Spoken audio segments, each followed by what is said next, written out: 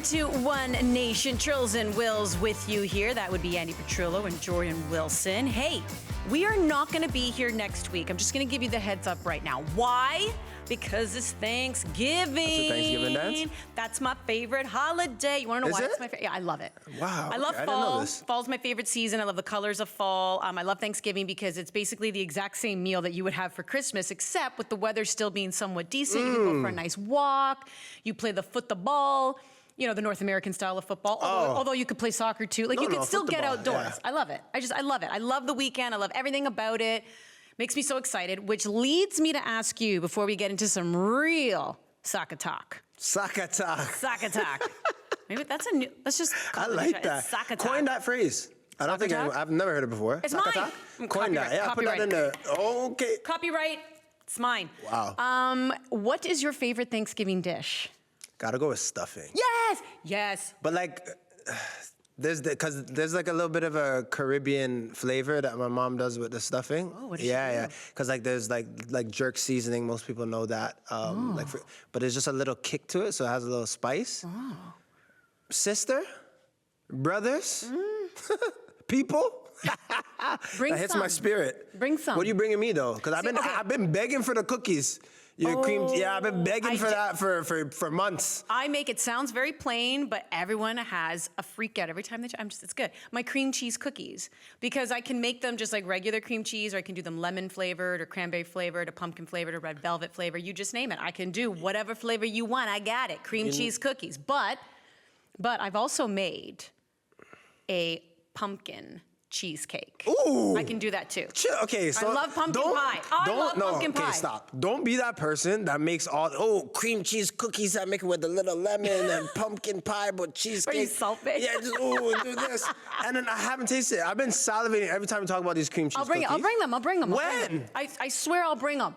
The next time we do One Nation. You think you're gonna bring them? I will bring them. Yes. You bring me some stuffing. I make some good stuffing too, but I have to make veggie stuffing because my mom does, a lot of people in my family don't eat meat, so I will make the veggie stuffing. But I'm with you. I love stuffing and I love pumpkin pie. So there we go. Really excited. Put it in the comments. What do you love? And if anyone says cranberry sauce, I'm just like, suspect. That's a weird one for me. I know, my uncle loves it. Every time, he's the only one that'll put the cranberry sauce on his turkey. I'm like, you are the only one. It's weird. I know. Anyways. But we're really excited. So we hope everyone has a wonderful Thanksgiving. Be with loved ones, friends, family. That's what really matters. Whenever I look at these holidays now, especially as I'm getting older, as a kid, I don't know, I want to eat. Yeah. I want to play, or I want gifts. I cherish time with my family. Important. That's what it's all about. Really important. And speaking of cherishing things, these playoff spots, they are cherished. And I'm telling you right now, I'm going to repeat myself. I am loving this final stretch of the CPL. By the way, Thanksgiving weekend, final weekend of games before we head into the CPL playoffs. And there is still a great battle going on for that fifth and final spot. York United, Ottawa was a huge matchup. York, they have not been good. What's been happening?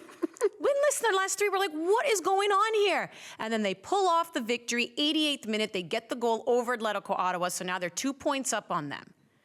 York right now is sitting in a playoff spot. The way they were celebrating, Jordan, on the sideline, I will never take that away from anyone. You celebrate because that's how much it meant to them. That was a big win. Huge.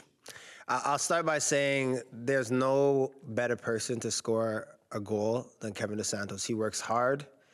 He started on the bench. He's a guy that for me has stepped up this season and shown his worth. And then in a big game, a must win, he started on the bench, but then he comes on with that attitude, just free flowing, ready to make runs. And he ends up being the benefactor and rewarded for all the work that he does, the way that he trains. To the point I had to message him, right? I'm on the media side now, but I had to say, brother, if it had to be anyone else, I'm glad it was you, because he just works so hard. And that's a testament to like his character. But that little salad that he gave Espejo and then slipped it past Nate Ingham in the 88th minute, those are the type of goals you talk about years to come. And if he moves on or goes to other teams or whatever, he'll always remember that moment. But York United, in the nick of time, Trills, get that fifth place spot. They're up by 2 points. They go to Vancouver with everything to play for. It's in their hands. By the way, this is a Vancouver side that is looking dangerous. They beat Pacific. Dangerous. What is happening? Man, they're galvanized. I don't know what's going on with that group. Like, if the season was the past 8 games, they're right up there at the top. Wow. So they figured out, at least these guys are playing for their contract. They're figuring out what they want to do for next season. But York United is in their hands with 1 game to go. And I think the bigger topic as well is just Ottawa, because they look poor. They have to go out and beat Forge to have a chance of making playoffs, that 5th place spot. And I just don't know how they're going to do that. I've seen them play. I've seen the players that they have.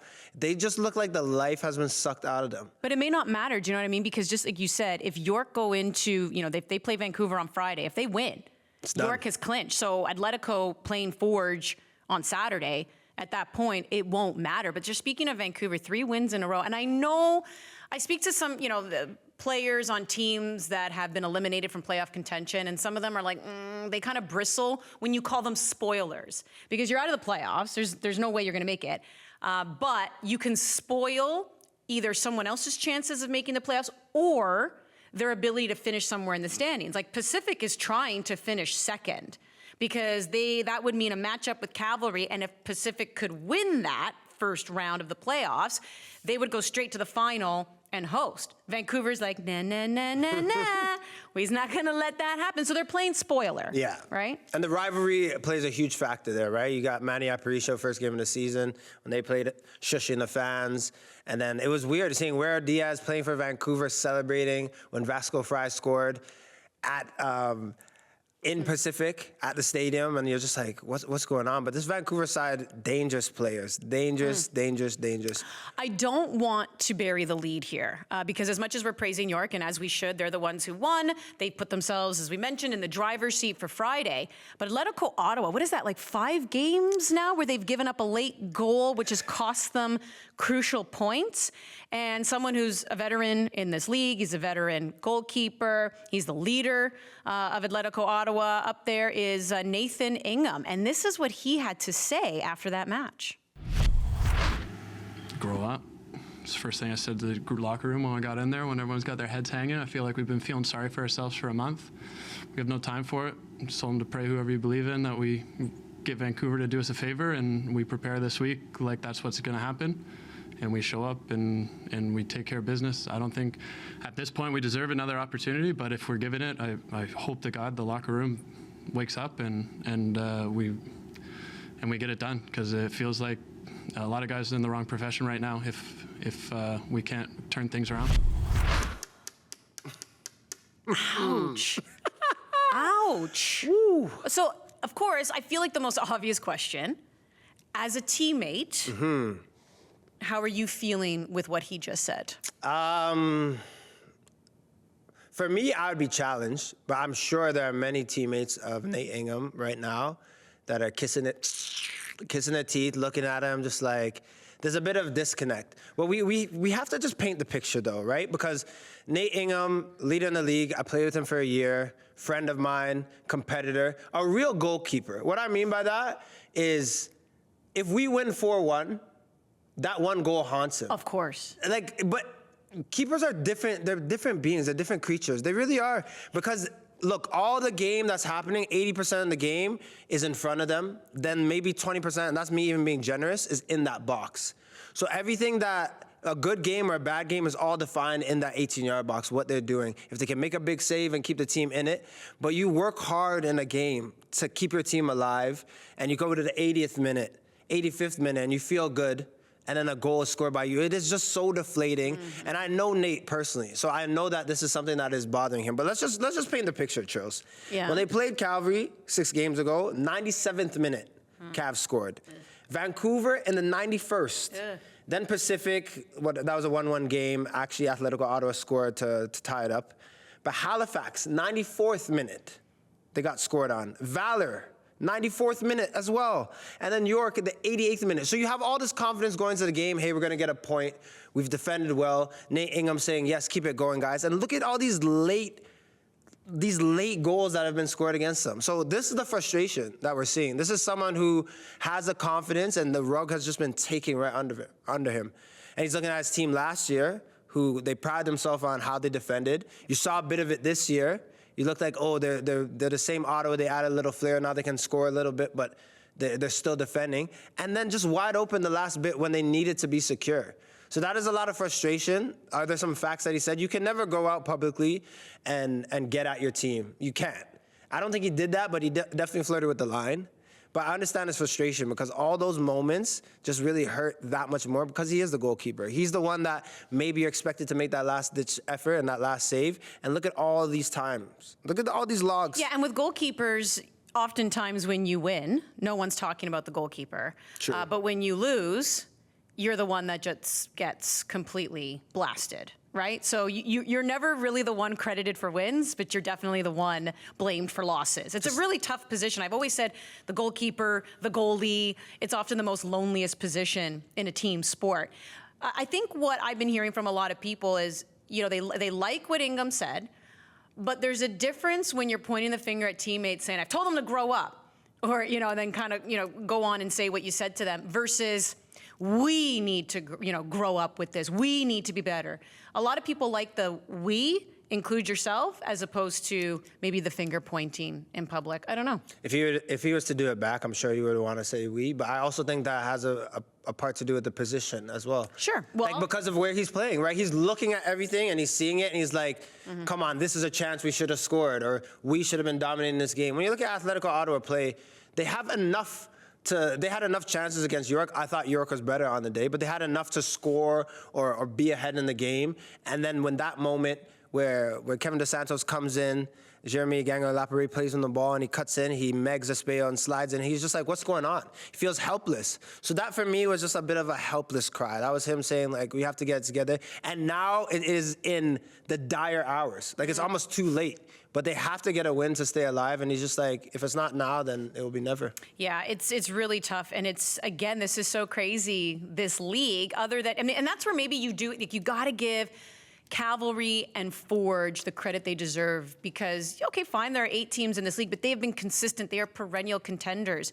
You see how tough it is. Even when Pacific went and won, they're the only ones to have disrupted Forge and they went and won the title. Like it still can be a little bit up and down, even though they've made the playoffs. And then you see for Atletico Ottawa, you go from winning the regular season title last year, you go to being in the final, to now struggling. There's no such thing as a team because you did well one year guaranteeing that success moving into the next season. You just don't know what you're going to get, which is why I do give Cavalry and Forge credit too, because they've just been perennial contenders.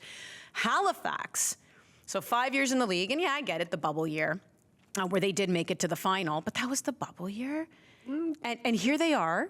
So not only, the worst they can finish is 4th, they're in the playoffs, but they've actually guaranteed themselves a home game. It deserves like a couple of these. Yes, this is so exciting for that fan base to get that home game. That is something that's pretty special. I think it's great for the league as well. Just the optics. Like, you get the fans coming in. Like it feels. They call that parody. Yeah, it just feels like a great environment, a place you want to play. Even if you're traveling as an away team, going to Wanderers grounds, it's just that gives that pro vibe. People yelling, the wet grass, whatever it might be. If it's a night game as well, scenes. You know what's crazy though? So hold on a second. So Talk us through it. If they beat Valor, follow the camera. If they beat Valor, Forge loses to Ottawa, and Pacific fails to beat Cavalry, they could actually finish 2nd. This is what's crazy. So they're in the playoffs. The worst they could do is 4th.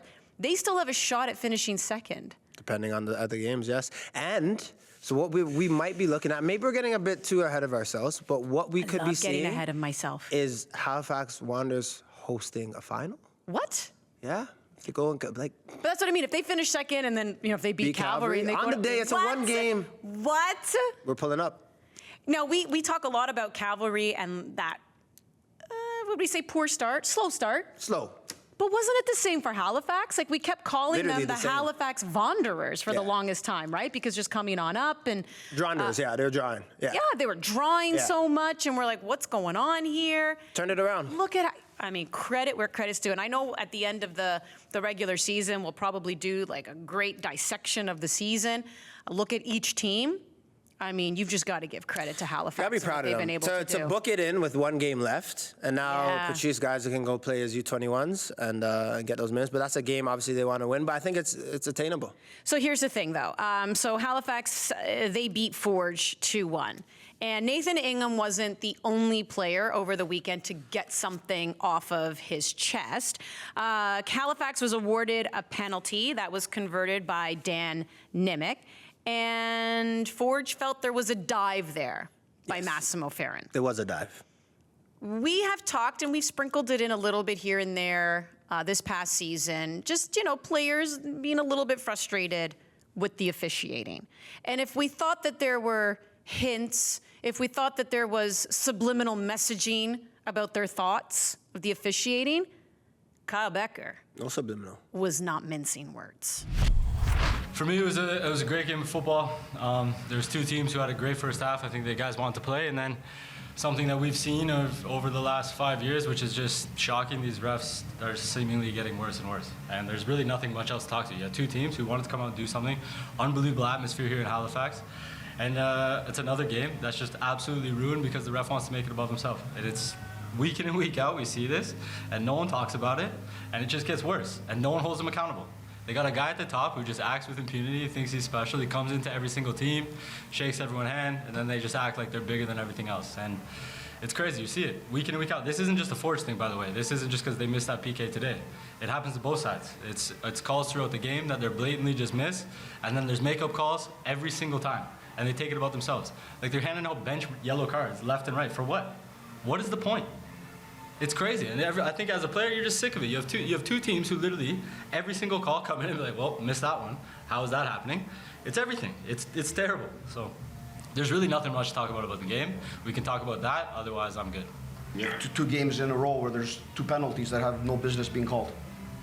So you can talk about formations, tactics, everything.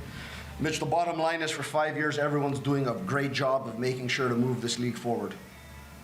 And in this season, and this isn't a Forge thing, it's all across the season.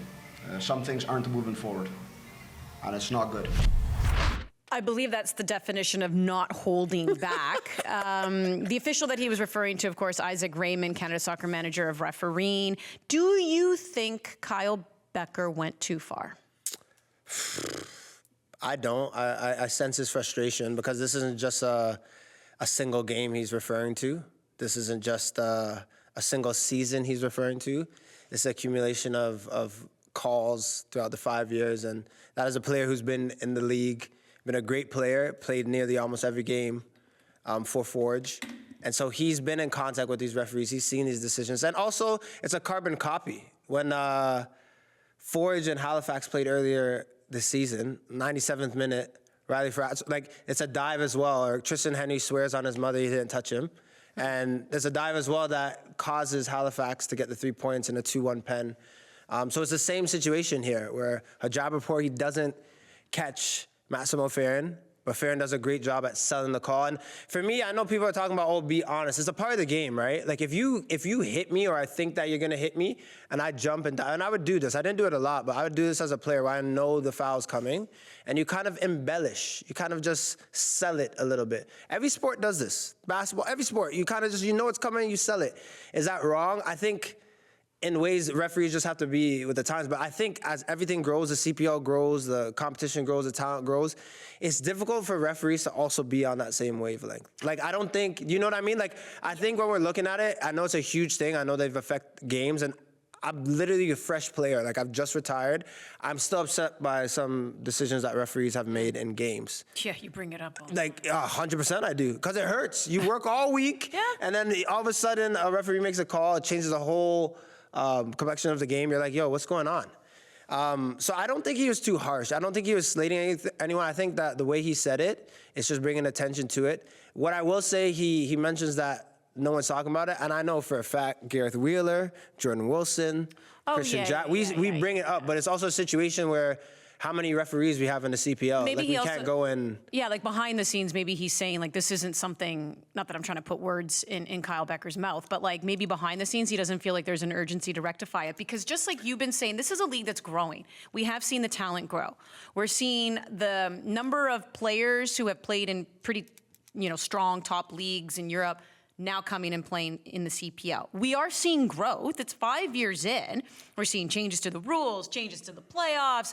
Our coverage is getting better. Like everything is evolving. And suddenly it's like, oh, but we still feel like this is left behind. And I can say as somebody who pretty early on was even covering Major League Soccer, this was also a topic in Major League Soccer. It will always be a topic.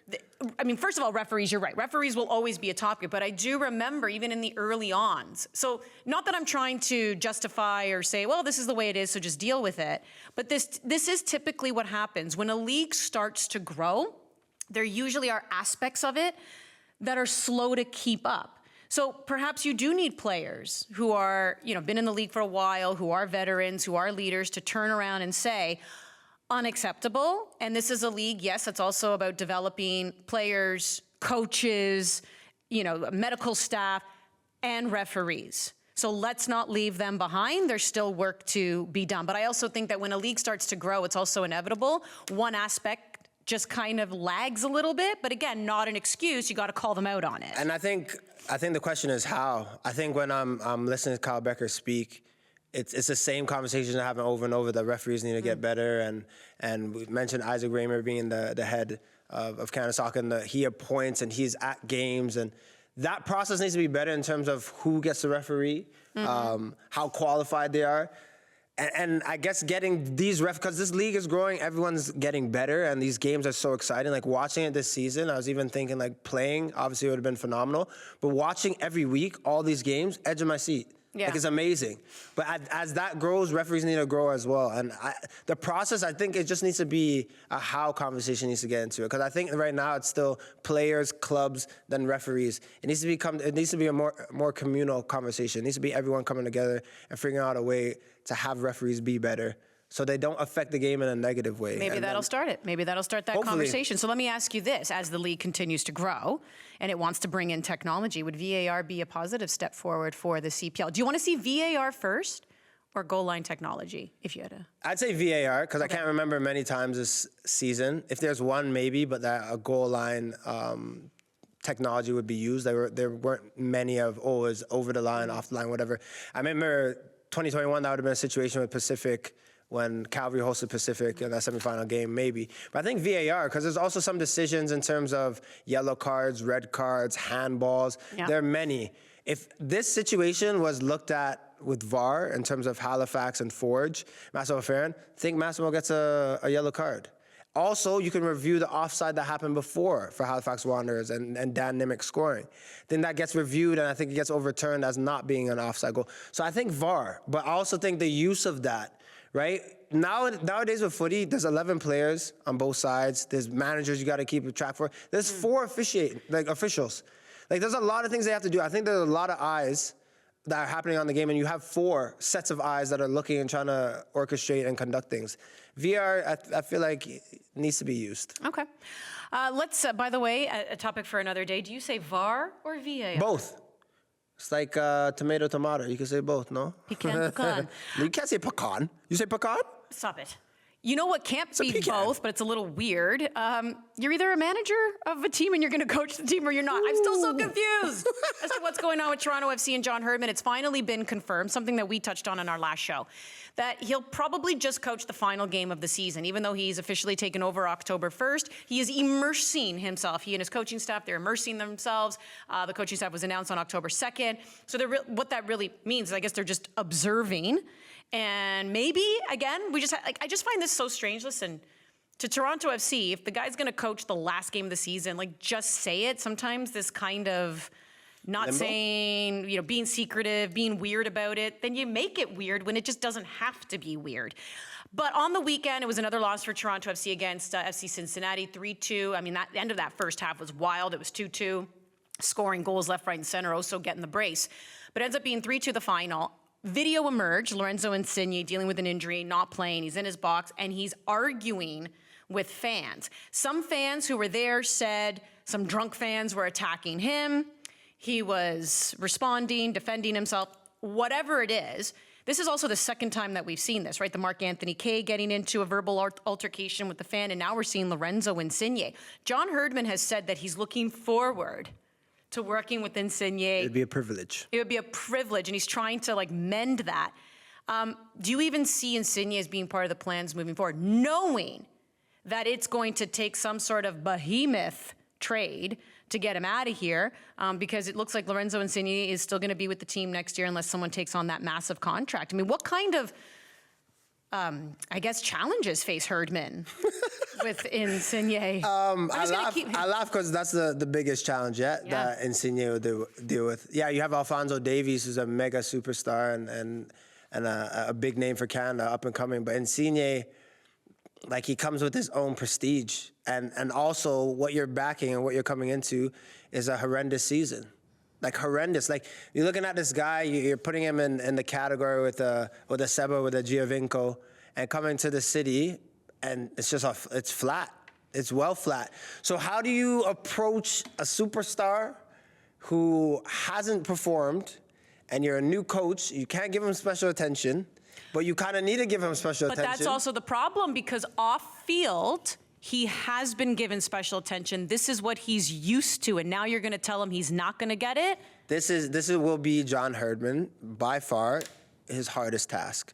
Because how do you do that? Look, already once you put a dollar sign next to someone's name, that's already attention. That's it. When you're making 5-6 times more than the average player, whatever it might be, math is not my strong point, but he's making a significant amount than most players. And you're going to tell him that he has to do certain things like everyone else. It takes a special personality to want to buy in. Already the season that Lorenzo Insigne has had, John Herdman has a tall order to try to get him on the same page. How he does it, I don't know. If someone could do it, do I believe it could be John? For sure. But there's so many things that have to happen for him to get on that page. And I just don't know if that's a turnaround that could happen in a few months. I will say this, he's either entering or maybe a surpass. I don't know. I haven't done the numbers, but I think it's worth looking into that. Lorenzo Insigne is looking like he's playing the same amount of games, percentage maybe even, of a Josie Altidore. Remember, Josie Altidore was criticized for not playing a lot. Difference is Josie Altidore made half of what Insigne made. Oh, and Josie Altidore helped bring a championship. And Josie Josie was a big dog, but he wasn't the main guy. In my opinion, no, because you had Seba, Bradley, these guys were all Josie was he was a heck of a sprinkle. But I'm talking about percentage of games played versus like output. Yes. I mean,